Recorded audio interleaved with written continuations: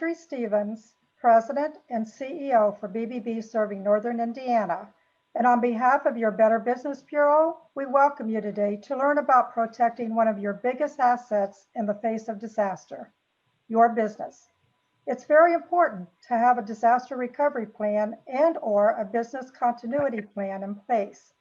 These plans help recover what is lost, whether it is data from a cloud data center, physical property such as office space in a hurricane, or something else. We're pleased to have a representative from A+ accredited business, Paul Davis Restoration of Northeast Indiana. These Lunch and Learn webinars are just one of the ways BBB seeks to help businesses in Northern Indiana succeed. We hope you find today's content useful. A few housekeeping items before we begin. Everyone is on mute. Please remain on mute throughout the duration of the presentation. Questions can be submitted anytime throughout the presentation via your chat box. Questions will be answered at the end of the presentation, and there will be time for additional questions. Today's content will be presented by Lance Diffendorfer from Paul Davis Restoration of Northeast Indiana. Lance has been with Paul Davis for nearly 6 years as an emergency recovery coordinator and commercial marketing manager. In his role as ERC, he works with local fire departments by helping individuals at the time of disasters. He provides insurance information and recommendations on initial steps that should be undertaken to help reduce further damage and to help begin the recovery process. In the commercial marketing environment, he services accounts such as Parkview, Lutheran Life Villages, and Deister Machinery, and works with those and many other clients during losses in which Paul Davis services are needed. Prior to his time with Paul Davis, Lance was a national account manager for 7 years with Lucas Oil Products and primarily spent his time traveling the country, working with Advance Auto Parts and O'Reilly Auto Parts, developing marketing campaigns and providing technical product trainings. He has 16-year-old twin girls, Abigail and Hannah, and has been married to his wife, Holly, for over 26 years. He loves college football, and during the fall, Saturdays are nearly as important as Sundays. Welcome, Lance. Thank you for being here with us today. We look forward to hearing from you. Thank you, Marjorie. And as a special surprise guest, we are going to have Kurt Neal, one of my counterparts, with me this morning. He is a retired Fort Wayne firefighter with over 20 years of experience. And so he's been on the dive team and a fire marshal. So he is just a wealth of information when it comes down to more of the technical questions on the fire and the disaster side of it. So I'm glad he could join us from beautiful, sunny Southern Florida this morning. So that's why he was sneaking away. But thank you, Marjorie. And I guess we can just get her underway then. If you want to go ahead, Megan.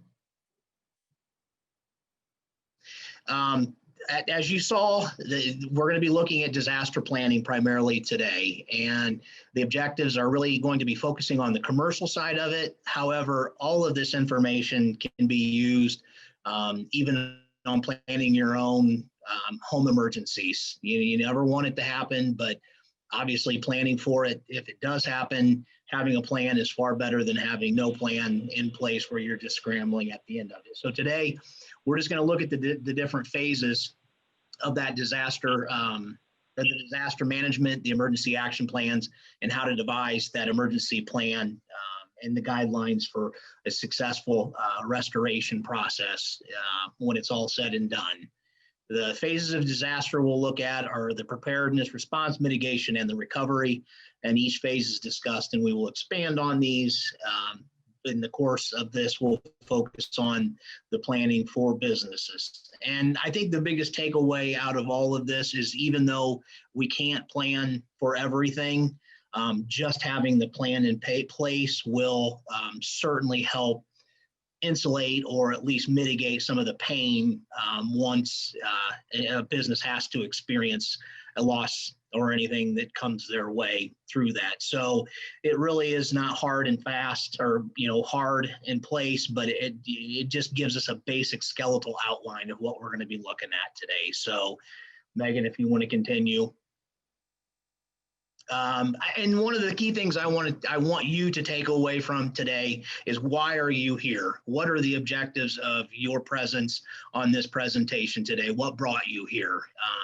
Some places have great plans in place. Some have no plans in place, unfortunately. And as you can see from this little Mike Tyson clip, everybody has a plan until they get punched in the face. And once that hits you, that really comes down to, have you given it any thought? So again, why are you here? Just be thinking about that today as we get underway. You can go ahead, Megan. One of the things I want you to take away from this is that you're going to get pushback from employees. There's going to be people that don't think you really need to be, this overkill. It's too much time involved in putting this together. And they will continue to think that until it actually happens. So just be a leader in developing the plan, make the steps, do what is the actions that are going to be necessary. So, you're not going to make everyone happy, but if you don't want to be a part of the group of developing the plan and leading it, then go sell ice cream, because there's going to be people who are going to want to step up and actually participate in doing this. So, all right, Megan. Cognitive dissonance, one of my favorite things. I'm a big perception person. I grew up in a household that was told that perception is 90% of reality, and that is absolutely not true. Perception is 100% of reality. How people see the world dictates virtually everything about how they live, about the actions that they take, decisions that are made.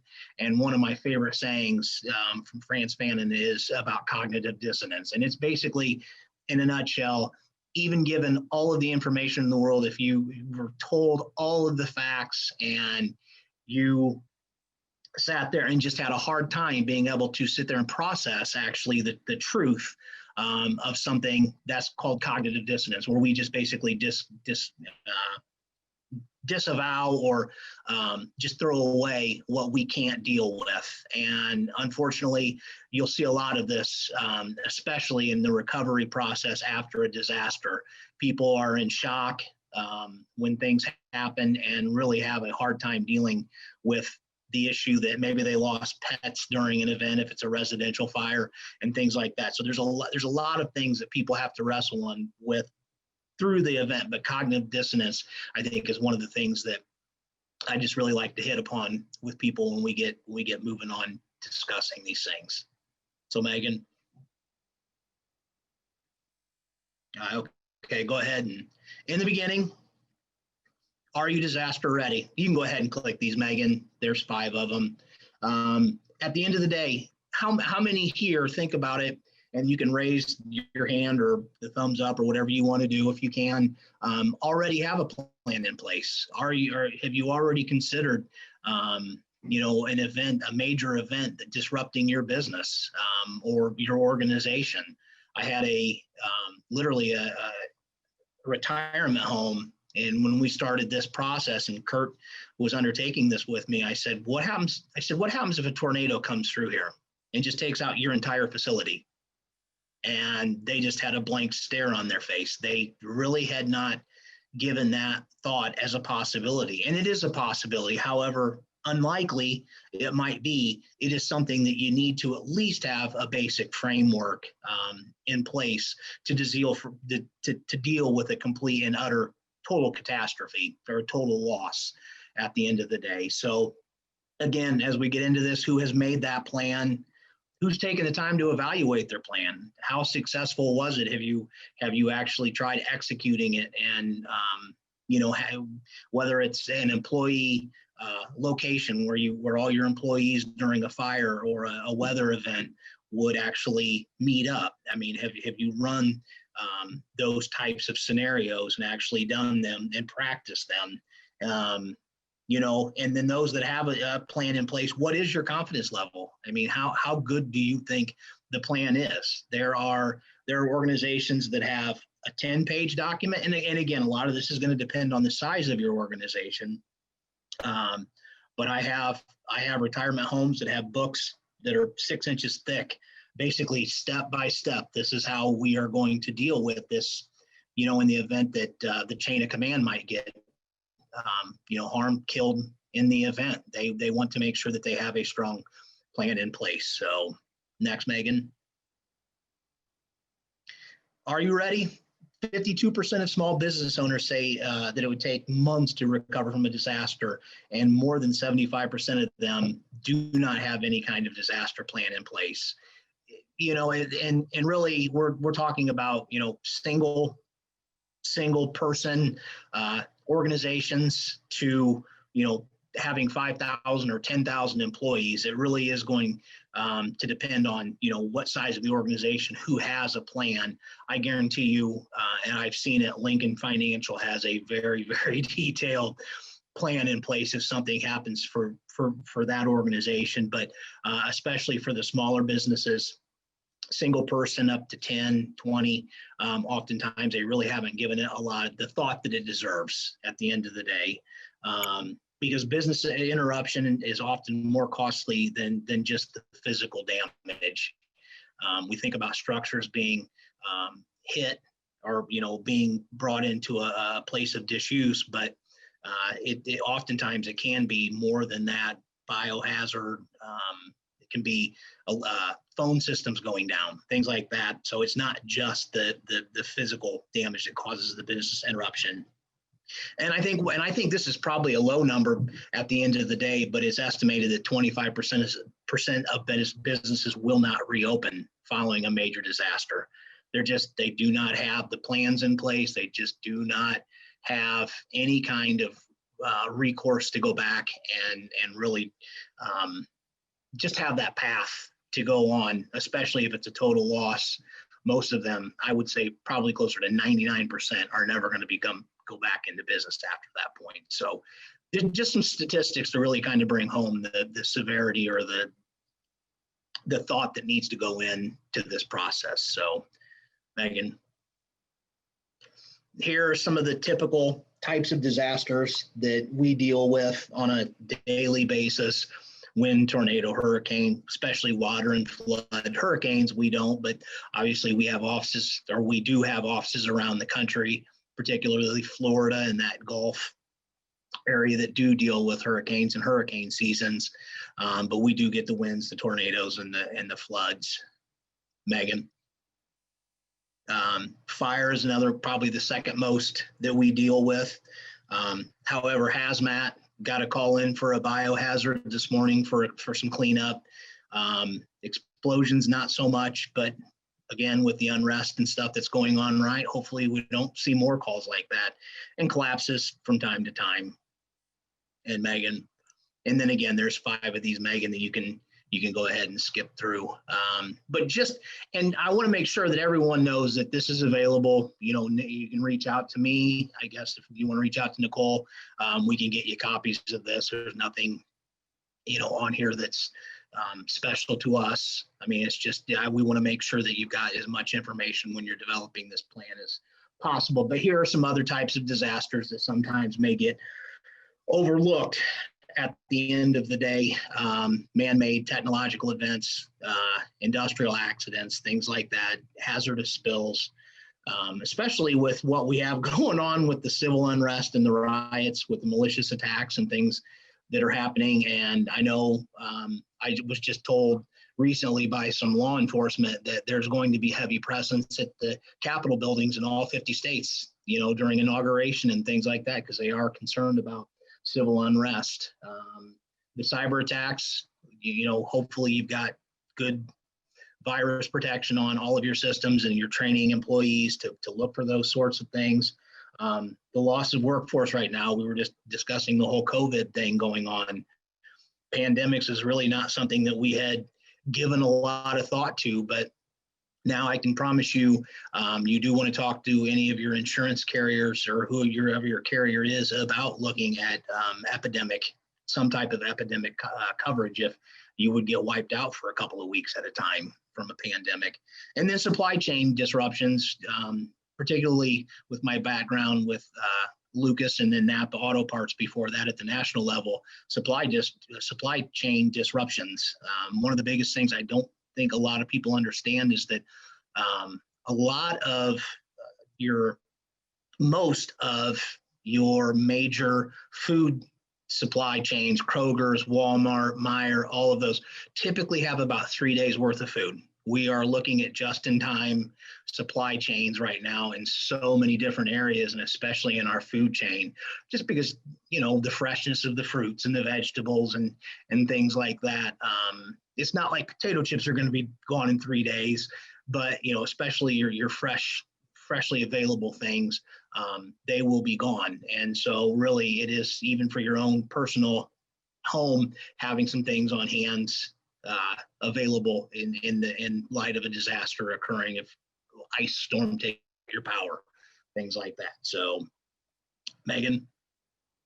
Oh, finally, yeah, go ahead. Human error. No, that's all right. That goes hand in hand. Everybody has some of those things with carelessness, misconduct, substance abuse, fatigue, all of those things. There's not a leader out there that doesn't have to deal with those issues from time to time. So next.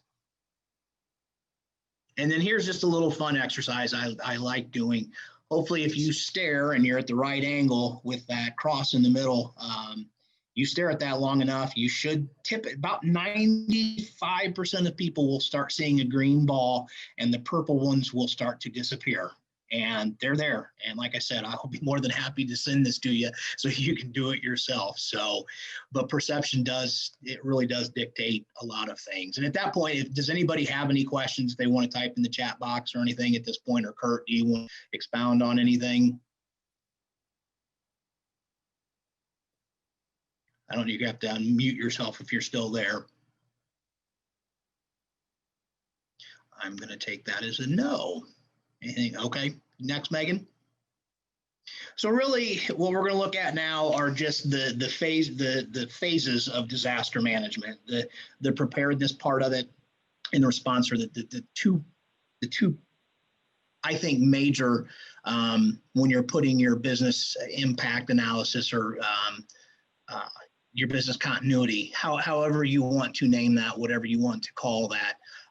But preparedness is just a huge part of getting this ready. You've just got to kind of get your mind wrapped around keeping it as simple as possible, especially for smaller businesses with just a handful of people. It really just needs to be maybe 5 pages, 10 pages, something like that.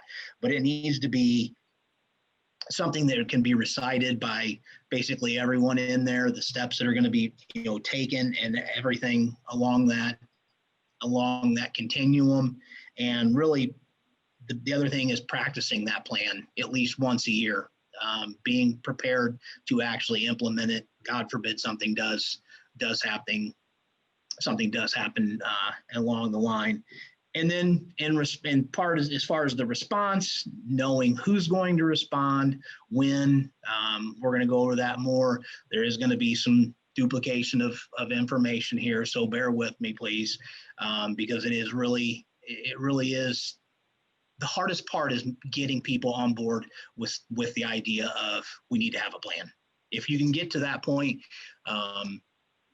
that I feel like we've really made headway, because a lot of people just don't want to take the time. I don't have the time, I don't have the resources, things like that to work with. So you have to have that escalation procedure in place. When do I have to declare, hey, we're gonna be we've had a disaster, and someone is given that authority to declare that and make sure that they clearly know what is going to be happening, and then to assess, prioritize, and execute the plan once you have it in place.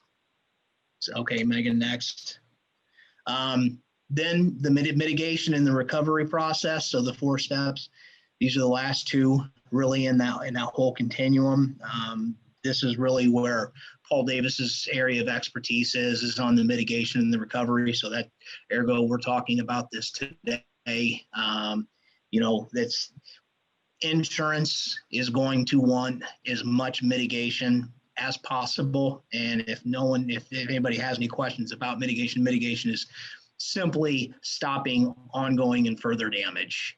So in the case of a windstorm on a residential, if a branch or a tree falls on a house, the insurance company is going to want the insured to get that tree off the house and covered as quickly as possible, because they want to stop further rain or wind damage occurring and try to eliminate or minimize the cost of the disaster.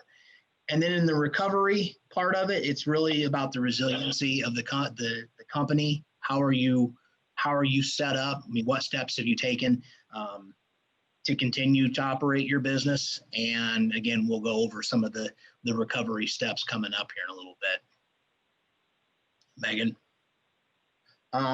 Before the disaster, this is the biggest thing, is taking the time and absolutely setting aside the resources to do this. This is not going to be, there's no shortcuts, I guess. There's no to putting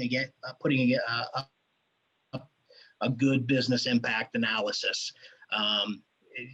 There will be resources towards the end of this that will direct you to that you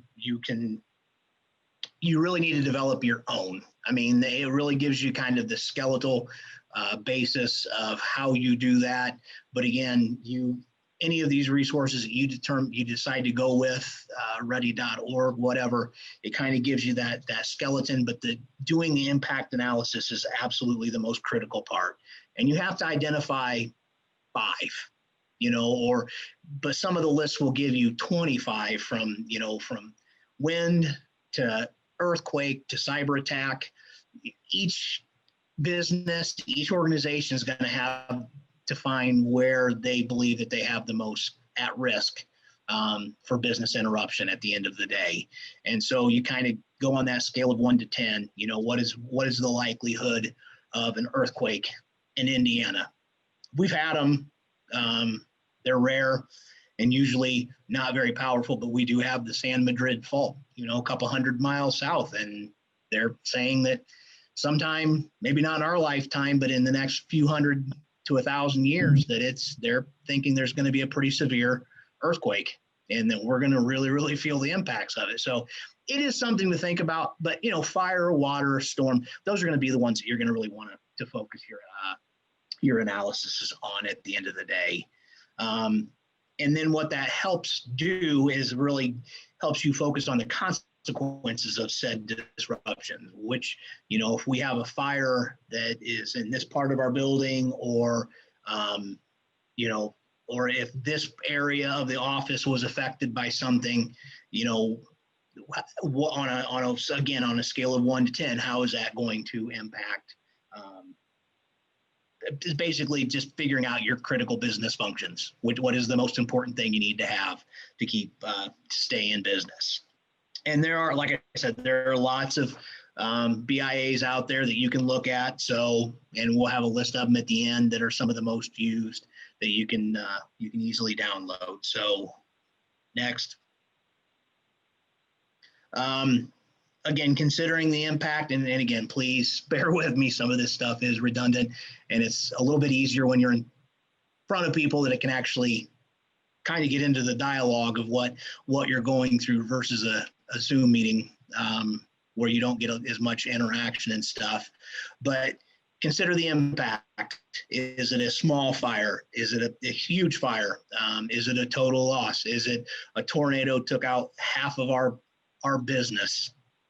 The timing and the duration, how long can we actually be down and not producing parts? We had a fire several years ago over in Columbia City at a production plant, and I had the general manager of the plant come out and say, "Hey, look, I need to be making parts in 3 days, or because we provide for Caterpillar, John Deere, several other large manufacturers. And he basically said, if I'm not making parts, they're not making their machines. And this was a massive fire. And I just looked at him and I said, Art, there's no way in 3 days that you're going to be, you're going to be making parts again. We ended up getting them actually back up and producing in 10 days. But one of the things that we'll talk about a little bit later that they had not given any consideration to was the timing and the duration. They didn't reach out to any other suppliers that could maybe back them up in this time, or do you have a supply at a off-site warehouse just in case of impact? So the timing and the duration come into it. Again, identifying the potential impacts if the business functions and the processes are interrupted. Do you have a paint shop? Do you have another place that you can maybe have a memorandum of understanding that you can actually use their facilities for a short time till you can get yours back up? And then really what will be needed for the business to continue to function, if that's even possible during a disaster. So, and actually just a little thing on top of that, the greatest demand after a disaster really of any size is temporary power. So knowing who to call, Kurt and I have worked out really good relationships with Herc Reynolds, McAllister, places around here that can give us temporary power from a small generator up to basically trailer size generators, depending on the loss. So, but the first thing is identifying your risks and hazards. Like I said, Kurt was a fire marshal for many years, inspector, things like that. And he would walk through and identify any hazards and risks. Are you there, Kurt, by chance? I am. Yeah. Yes. Can you hear me? A little bit. Identifying the risks. A little. Hello? We can hear you. Yeah. You can hear me? Okay, good. So, I'm sorry, what was the question, Lance? I just identifying the risks and the hazards of a facility, walking it, knowing where your water shutoffs, where your sprinkler shut, all those kinds of things, and as an inspector, or, you being out there in the field, I thought you might address that with especially some of your commercial accounts that had maybe some special needs. Sure. And I apologize, everyone. I'm a little rough here. I'm on vacation, and I thought I'd just jump in on this Zoom meeting. I apologize for not really being super prepared, but thanks, Lance. I think everyone's plan is going to look differently, of course, and you can take it. You can minimalize it, or you can be very extreme with it. I think in my world, I think a happy balance of finding that middle spot of looking at your company. Everyone's going to be different. What's going to be the main things that you're going to focus in on as an inspector or fire marshal? Obviously some of the things we're looking for are probably going to be a little bit more nitpicky than what you would be looking at. But Lance spoke on your utilities. They're huge. Some of that stuff should be known anyway. Your shutoffs to stop the issue until your fire department or someone else arrives. People in the building should know that. Do you have some type of protocol, some chain of command? I think one of the biggest things that happens in any kind of disaster issues is the fact that everyone's waiting for someone else to respond, and there isn't a process. And so do you have numbers in place? Who's that first person that you call? If everyone's running around without a plan then, or a map, then no one knows where they're going. So even in the fire department, we have a chain of command. And so I would tell you that would probably be at the top of the food chain, is to have some kind of command in place where everyone knows, a very simplistic, whether it's even a little card with numbers, phone numbers, where do we start? So shutoffs to utilities would be a big thing, especially your water. You can save a lot of the building or a particular part of the building by just simply shutting the water off and calling the fire department up. I wouldn't mess with the power, but obviously the shutoff boxes your electrical panels, that kind of stuff.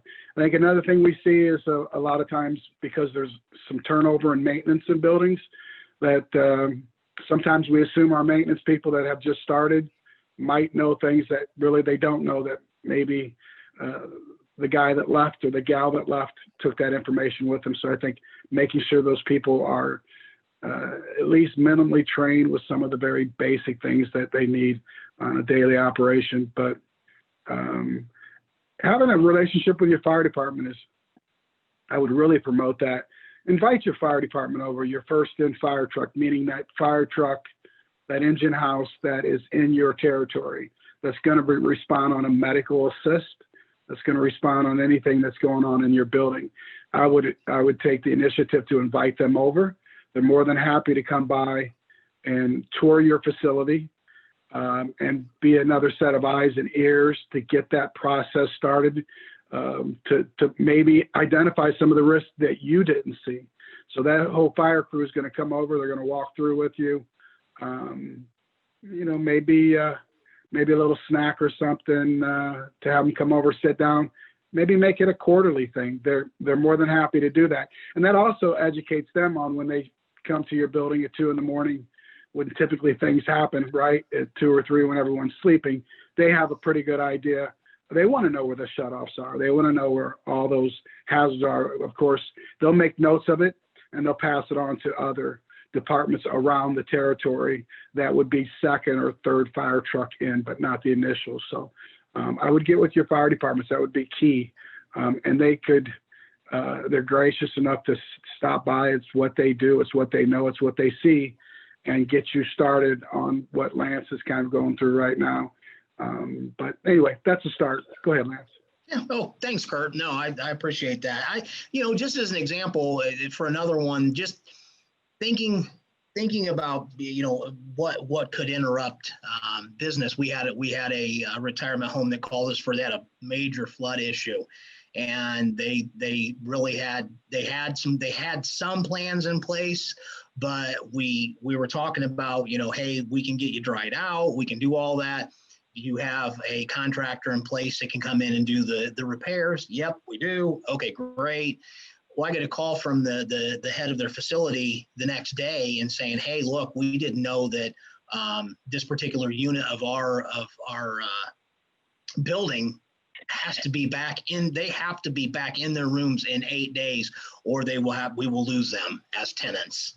They didn't know that, and it was a giant wake up call for them to sit there. And again, they have a much better and much more defined plan now in place because of that. So Megan, next, we'll just, because Kurt hit on a lot of really good stuff, but some of the things before, depending on your organization or your business, looking at temporary facilities, having something in mind. If it's office space, do we have someone we can reach out to, a property manager, something like that we can reach out to in case we would need emergency space, emergency equipment, we need emergency laptops, things that you might not just be it won't typically be top of mind to do that. And one of the things that we really push for is having an emergency kit at these locations. If God forbid there was a school got hit or something like that, and there were kids trapped in the gym locker rooms or something like that, is there any type of water supplies, things like that they could readily get to? So really, it's just that idea of giving some thought to preparedness. And then most importantly, once you have the plan, communicate it with your employees and make sure that everybody's on board with it. Megan,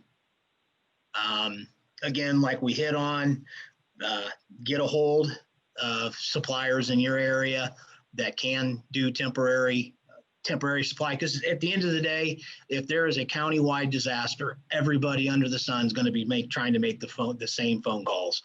And if you don't already have an existing relationship with somebody, they're going to be like, well, we'll put you at the bottom of the list. We'll give you a call if everything else, if everybody else is taken care of and we got a few crumbs left over, we'll try to help you. But at the end of the day, having that power in play, or back in place is critical, and especially for larger facilities, having temporary backup for at least 24 hours is almost absolutely essential for having that. Have in place aid agreements with other businesses in your area, and it may even be a competitor, and it may be more of a memorandum of understanding. Is like, look, if we do have a fire, can we buy from you at a discounted price for 20 days or something like that? No price fixing, none of that stuff involved in it, but just knowing your competitor and knowing that you could have their back potentially someday, or again, knowing that you have somebody out there that can provide services that you may need to keep going on. And then the ongoing relationship, Kurt talked about that, knowing your fire departments, having your list of your contacts, who am I going to call when it happens. But the fire departments, especially in industrial, if you're using any type of materials that could be caustic or something that they really need to be made aware of, liquid sulfur for one, you get a drop of water on liquid sulfur and you got a major problem. And those are the kinds of things that they really, really want to be aware of. Megan. And really, I just, again, one of the little shorts that I love throwing out there, that anyone can lead when the plan is working, but the best lead when the plan falls apart. And that's really what it is about a leader. I mean, it's like Tyson said, everything's fine until you get punched in the face for the first time and you really feel the pain. So next. And then just as a little aside, there are not black dots on that screen, by the way, but your brain wants to fill that in with those lines and give it congruence at the end of the day. And so again, one of just those perception things, how our brain is just geared to sometimes work against us. Next. Again, we've talked about this quite a bit, so I'm not going to beat a dead horse, but really the biggest part of this one is having that accountability tree. Who's going to make the phone calls? Who is responsible at the end of the day? After you have done your business impact analysis, who is that emergency team going to consist of? Oftentimes it won't be the CEO. I mean, he or she may be the one that's kind of the bottom line. Maybe they're the one that has gotten a line of credit, defined out there for undeclared emergencies and stuff like that, for emergency use only. Some things like that they may have worked on, but oftentimes it may be a facilities manager is really the kind of the top rung of the accountability tree in light of a disaster. So really identifying who that emergency team is and who is responsible for what is going to be critical when you're developing that. And then operating procedures for different scenarios. It's going to look different from a water loss to a wind loss. So who's actually going to be responsible for what for the scenarios? And then I think probably the most important thing is notifying notification procedures. Do we have a list of nothing? Do we have a list of all of our employees' text numbers, so that we can, our cell phone numbers, so that we can text them that, hey, we had a fire at work today. No, we don't need you to come in today. We'll keep you in line. But, having someone that really has that information available, how we're going to contact those who are affected. And one of the things that a lot of companies are using today is a third party. Here's all of our employee information. We want one person to distribute the message, if you will, of what's going on, and we'll just give you bits and pieces of it. We'll tell you when to come in, things like that. So third parties are really starting to play a big part of that. But and lastly, really the media. If there is an event that really offends, and that could be a church, that had a disgraced pastor or whatever. Who do you have that's actually talking to the media?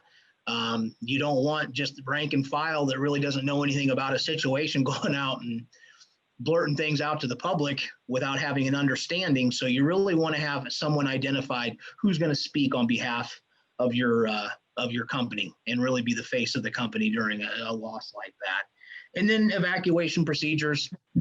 Most places have at least a simple one. You know, we got signs up there that tell you these are our exits and stuff like that are at. So it really is that. And then the external team, like Kurt said, knowing who your fire departments that cover you, your police departments, things like that, EMS.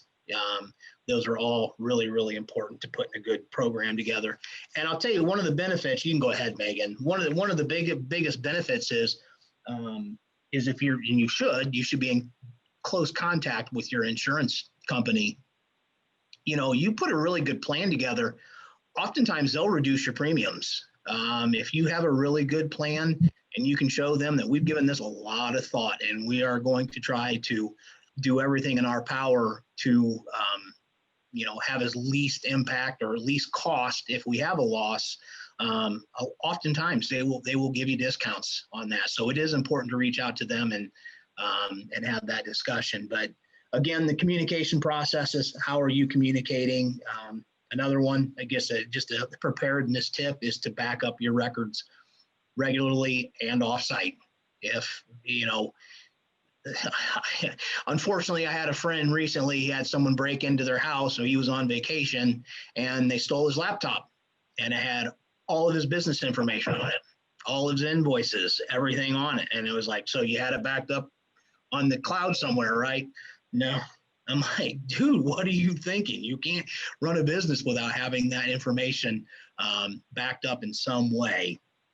And then lastly is preparing is have immediate funding available. Like I said, an emergency line of credit, something like that you can have in place to utilize with a bank or whoever you're going with to be able to rally the troops and get moving on a plan as quickly as possible. Megan. Then once you have that plan in place, you have figured out these are our greatest risks. These are the things that we're going to do. Once you have a basic plan in place, and like I said, this might be after 5 days, this might be after 20 days, depending on the size of your organization and whatnot. Practice it. Do the war room. Okay. I mean, do a mock. Hey, we had a flood and we had pipes burst, in an event that affected 3 floors. How does that look? Use the zombie apocalypse approach. The world's coming to an end. What do we do? Find out how well you communicated. We work a lot with emergency management individuals throughout our territory, and they did a huge test on what happened if a train derailed in one of these cities with a particular event. And they found out that they really didn't know what they were doing at the end of the day. And they weren't disappointed with the results that they had failed in some ways miserably, is because those are the things they could work on. So practicing that once you have it in place, like I said, war room it once you're done. And then create your checklists, and it's just making a list, checking it twice kind of stuff, and making sure how things are going to work out. Come up with the diagrams, whiteboard it, do whatever it's going to take to make sure that you know who's going to be taking the next steps. Megan, maintain proper insurance. And I'm not an insurance expert by any stretch on property casualty and stuff like that, but you really do want to get with your insurance to determine particularly what type of business interruption insurance you may have, whether you have a RCV or an ACV type of insurance plan, because replacement value is going to actually, if you spent $1,000 on a computer 3 years ago and it got lost in a water event, you're going to get $1,000 replacement for it versus actual cash value, where they're going to give you a depreciated cost. They may only give you $500 or whatever that looks like. So you really do want to know what type of plan you have in place. Do you have code upgrades? If you're in a building that is a little bit older, pre-1980, especially pre-75, there's some things you definitely want to talk to your insurance about with code upgrades. If you did have a fire, who's going to be paying for all that wiring and stuff in the building to replace if we have to upgrade it to current code from 40 years ago? Then again, minimize your risk when it comes to water pooling downstairs in a basement potentially, or if you've got unfortunately there are a lot of businesses that have a lot of their servers and things like that in basements, and obviously basements are low ground and you have a lot of water pooling there. So you really just want to sit there and value that you want to take a look at your inventory and see where things are and what is of the most value. So next. Again, general maintenance sort of stuff, check all your roof conditions. You'd be surprised how many times we get a call in the wintertime. And I mean, large businesses, you would think that they would take care of their facilities, or property management companies, like, and then all of a sudden there's a giant ice event and they got water rolling in to one of their tenants' places. So that's really just a critical one, is making sure especially on flat roofs, that they are tight, that you're not going to get things like that. Inspect areas around your building to make sure there's no debris, things like that for the cleanup process, or it could become wind objects, in the event of a tornado or something like that, or flat winds that would come. One of the things that once you are allowed back in or can get back in after an event is clean the clutter and stuff, because that can obviously slow down the process of getting people in and getting the situation evaluated and to the extent of the damage. Next. Again, just these are so simple, but your more valuable objects you want to keep up high. You just don't want them easily accessible to the pooling water and the conditions where they can absolutely be affected first.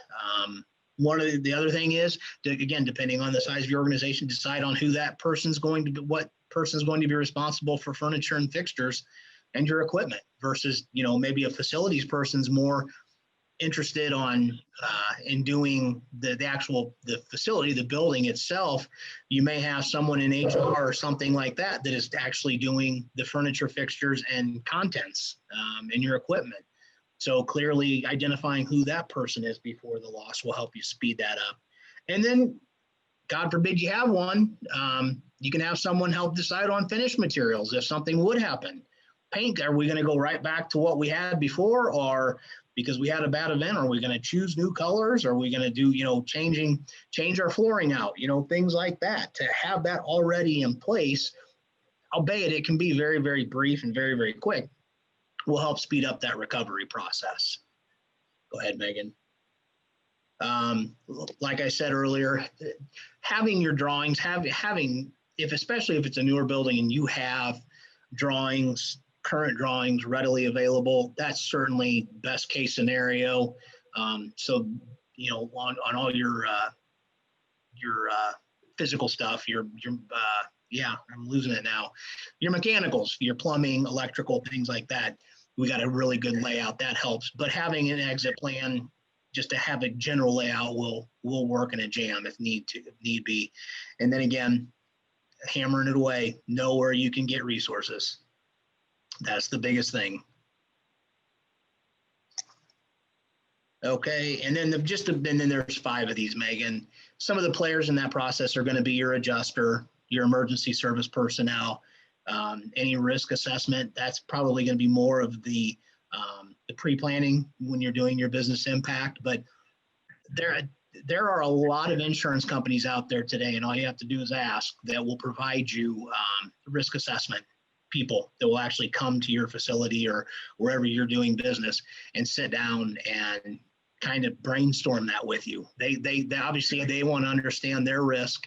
And some people are a little hesitant, depending on what type of operation they have, what type of business they're in, to really want to have assessors come in and maybe give any more information than necessary. But they can certainly help if you're running a tight ship, they can help you reduce costs on premiums and stuff again as well. So then local, state, federal government, as need be, IDEM, EPA, depends on what you're doing. And then obviously your contractors, you want to have a list of people, who am I going to call when something really happens? That's Megan. When it happens, what do? Remain calm. That's the biggest thing, that when Kurt or I go out and we're dealing with people, is it's a terrible event. Very sorry you're experiencing it right now, but right now is the time to be as calm as possible. Cooler heads do need to prevail, especially when it comes to a business loss like that. And remember, if you do have that plan in place, it may not be perfect, but it's certainly going to give you great direction as you get moving forward. Obviously, call 911 first, depending on what it is, and remember to assess, prioritize, and execute once you have it. Go ahead, Megan. And communication. Every place needs it. Everybody can be better at it. So clearly, that is the biggest thing is that discussion amongst the entities who are all going to be involved in this. If you have that prior to the disaster, it's a lot easier. That communication is that dialogue will go a lot easier if you already have those things in place. And then after you've done that, account for all your personnel.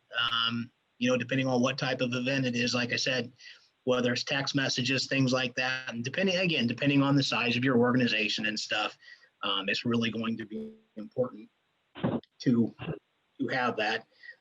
Record details of the losses, photos, descriptions. Again, that's all predicated on how soon you can get back in, and your adjuster is gonna help you with that. But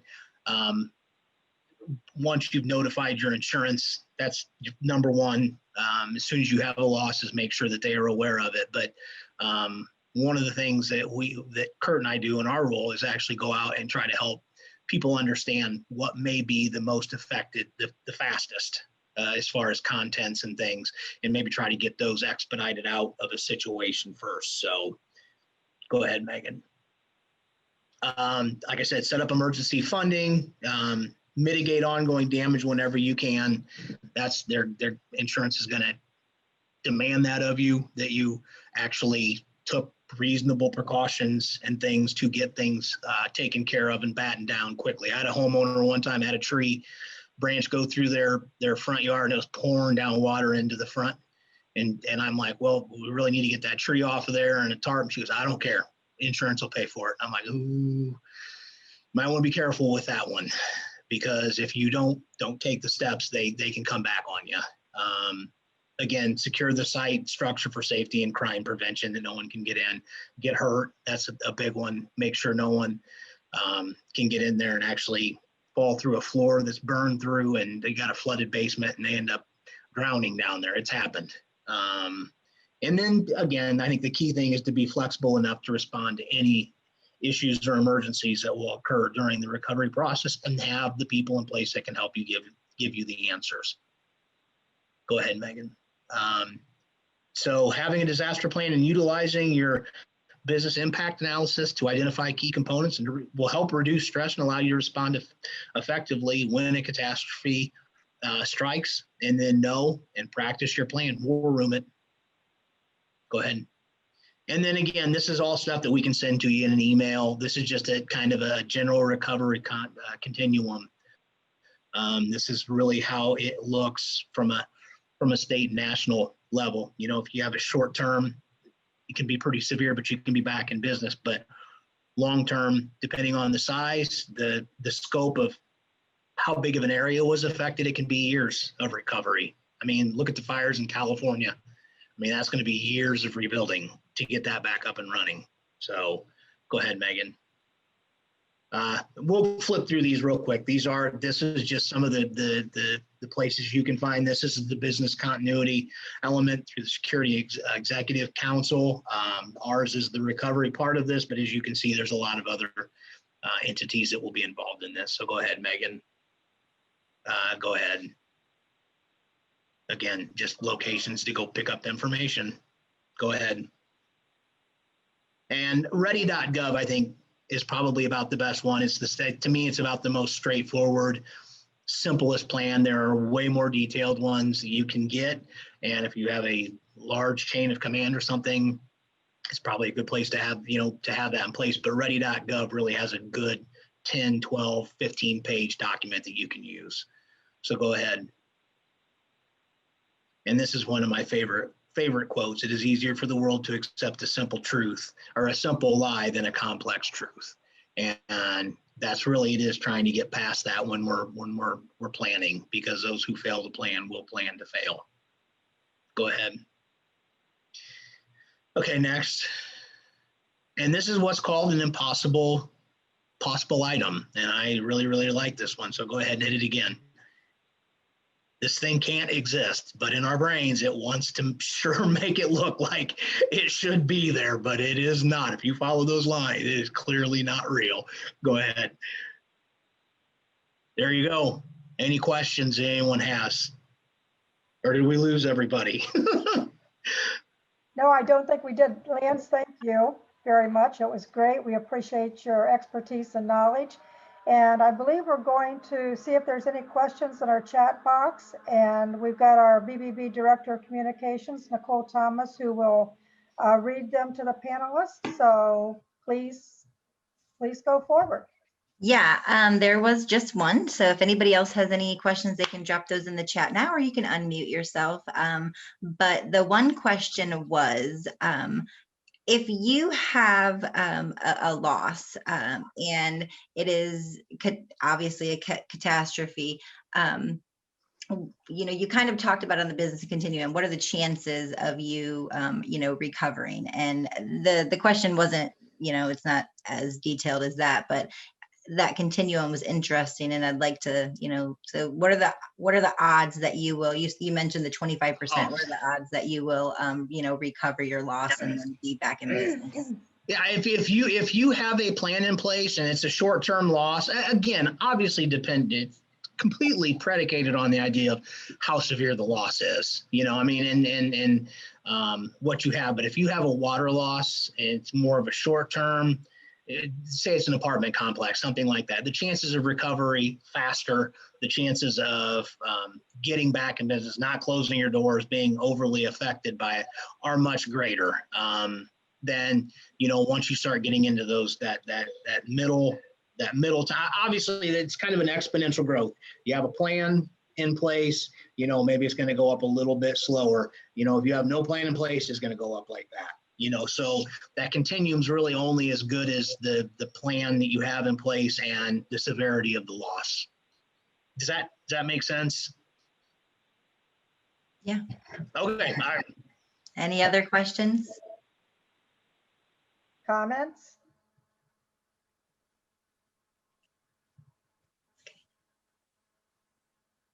I know, fun stuff. Okay. Well, listen, thank you for joining us today for the Lunch and Learn. And we do invite you to register for our monthly Lunch and Learn sessions.